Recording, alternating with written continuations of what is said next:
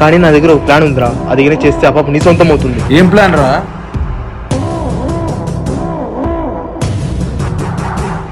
విడకొడదాం.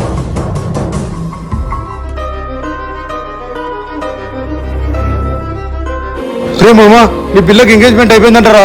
రే ఏం మాట్లాడుతున్నావురా? వాళ్ళమ్మ వాళ్ళక్క చీరల కోసం మా ఇంటికి వచ్చి మా అమ్మతో చెప్తుంటే విన్నారా?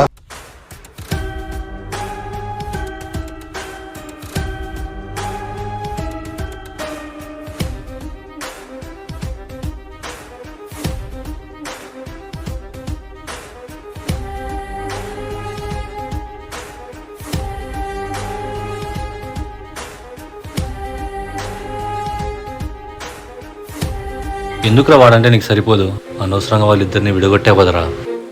అమ్మా నీతో కొంచెం మాట్లాడాలి. ఇప్పుడు నేను ఎవరితో మాట్లాడదలుచుకోలేనన్నా.